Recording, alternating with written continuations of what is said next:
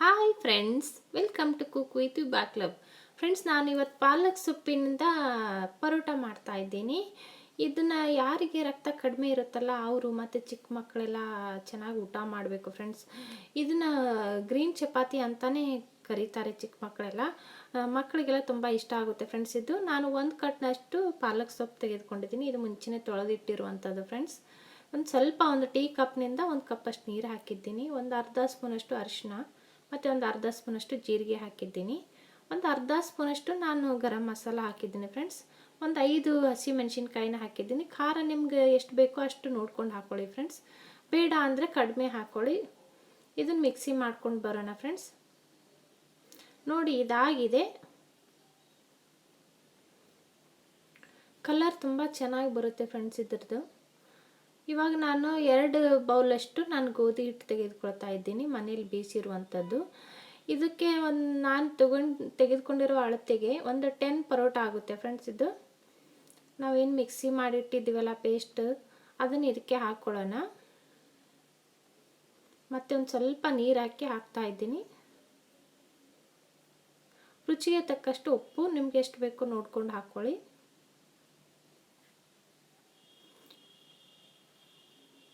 ಒಂದು ಸ್ಪೂನಷ್ಟು ನಾನು ಎಣ್ಣೆ ಹಾಕ್ತಾ ಇದ್ದೀನಿ. ಹಿಟ್ಟೆಲ್ಲ ಕೈಗೆ ಅಂಟಬಾರ್ದು ಅಂತ 1 ಸ್ಪೂನಷ್ಟು ಎಣ್ಣೆ ಹಾಕಿದ್ದೀನಿ ಫ್ರೆಂಡ್ಸ್. ಇದು ಚೆನ್ನಾಗಿ ಮಿಕ್ಸ್ ಮಾಡ್ಕೊಳ್ಳೋಣ. ತುಂಬ ಮೃದುವಾಗಿ ಕಲಿಸ್ಕೋಬೇಕು ಫ್ರೆಂಡ್ಸ್. ಇದನ್ನು ತುಂಬ ಹಾರ್ಡಾಗಿ ಕಲ್ಸೋಕ್ಕೆ ಹೋಗಬೇಡಿ, ಸಾಫ್ಟಾಗಿ ಬಂದಿರಬೇಕು. ಇದನ್ನು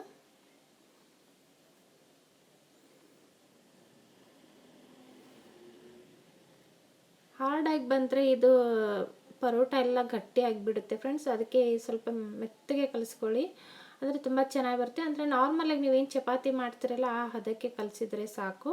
ಮತ್ತು ಇದನ್ನು ನೆನೆ ಇಡೋಣ, ಒಂದು 10 ನಿಮಿಷದಷ್ಟು ನೆನೆ ಇಟ್ಬಿಡೋಣ, ಮುಚ್ಚಿಡೋಣ ಫ್ರೆಂಡ್ಸ್. ಇದಕ್ಕೆ ಫ್ರೆಂಡ್ಸ್, ನಿಮಗೆ ಈ ವಿಡಿಯೋನ ಇಷ್ಟವಾಗಿದ್ದರೆ ಒಂದು ಲೈಕ್ ಕೊಡಿ ಫ್ರೆಂಡ್ಸ್. ನೋಡಿ, ಇದಾಗಿದೆ. ಒಂದು 10 ನಿಮಿಷದಷ್ಟು ನಾನು ನೆನೆ ಇಟ್ಟಿದ್ದೆ. ಇದಕ್ಕೆ ಸ್ವಲ್ಪ ಕೈಗೆ ಎಣ್ಣೆ ಹಚ್ಕೊಂಡು ಮಿದ್ಕೊಳ್ಳೋಣ ಫ್ರೆಂಡ್ಸ್. ಇದಕ್ಕೆ ಮತ್ತೆ ಒಂದು ಸ್ವಲ್ಪ ಮೆತ್ತಗೆ ಮಾಡ್ಕೋಬೇಕು, ಚಪಾತಿ ಪರೋಟ ಚೆನ್ನಾಗಿ ಬರಬೇಕು ಅಂತ. ಕೈಗೆ ಅಂಟ್ಕೋಬಾರ್ದು ಅಂತ ನಾನು ಸ್ವಲ್ಪನೇ ಎಣ್ಣೆ ಹಚ್ಕೊಳ್ತಾ ಇದ್ದೀನಿ. ಇವಾಗ ಒಂದು ಲೆಮನ್ ಸೈಜ್ ಅಳತೆಯಲ್ಲಿ ತೆಗೆದುಕೊಳ್ಳೋಣ ಫ್ರೆಂಡ್ಸ್. ನೀವು ಚಿಕ್ಕದಾಗಿ ಮಾಡ್ತೀರಿ ಅಂದರೆ ನೀವು ಸಣ್ಣದಾಗೆ ತೆಗೆದುಕೊಳ್ಳಿ.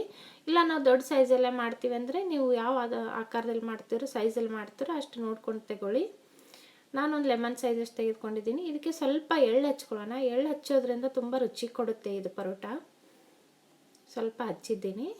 ಅದು ಹುರಿದಿಟ್ಟಿರುವಂಥ ಎಳ್ಳು ಫ್ರೆಂಡ್ಸ್. ಇದು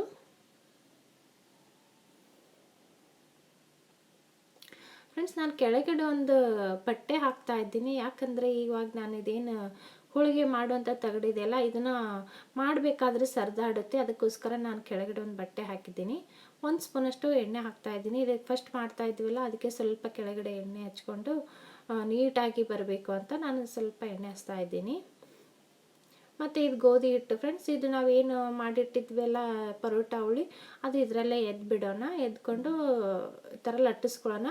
ಇದು ಹಚ್ಚೋ ಉದ್ದೇಶ ಇಷ್ಟೇ, ಬೇಗ ಚೆನ್ನಾಗಿ ಬರಬೇಕು ಅಂತ ನಾನು ಫಸ್ಟಿಗೆ ಹಿಟ್ಟಲ್ಲಿ ಎದ್ದಿರೋದು ಫ್ರೆಂಡ್ಸ್. ಡೈರೆಕ್ಟಾಗಿ ಎಣ್ಣೆ ಹಾಕಿದರೆ ಹಾಕಬೇಕಾದ್ರೆ ಬೇಗ ಬಿಟ್ಕೊಳ್ಳಲ್ಲ ಅದರಿಂದ. ಅದಕ್ಕೋಸ್ಕರ ನಾನು ಹಿಟ್ಟು ಹಚ್ಚಿರೋದು. 1 ಸ್ಪೂನಷ್ಟು ಎಣ್ಣೆ ಹಾಕ್ತಾ ಇದ್ದೀನಿ ಫ್ರೆಂಡ್ಸ್. ನಿಮ್ಗೆ ಏನು ಪರ್ಫೆಕ್ಟ್ ಆಗಿಲ್ಲ ಮಾಡೋದ್ರಲ್ಲಿ ಅಂದರೆ ಸ್ವಲ್ಪ ಎಣ್ಣೆ ಜಾಸ್ತಿ ಹಾಕ್ಕೊಳ್ಳಿ, ಬೇಗ ಬರುತ್ತೆ ಅದು.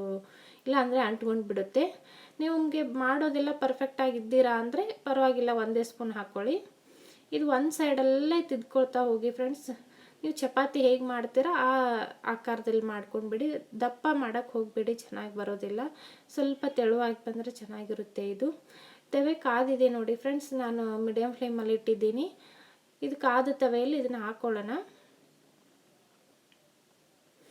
ಇದು ಹಾಕಬೇಕಾದ್ರೆ ಬೇಗ ಎತ್ಬಿಡಿ ಫ್ರೆಂಡ್ಸ್. ಜಾಸ್ತಿ ಹೊತ್ತು ಅದ್ರ ಮೇಲೆ ಇಡಕ್ಕೆ ಹೋಗಬೇಡಿ. ಹೀಟ್ ಆದರೆ ಮತ್ತೆ ಅದಕ್ಕೆ ಅಂಟ್ಕೊಂಡು ಬಿಡುತ್ತೆ.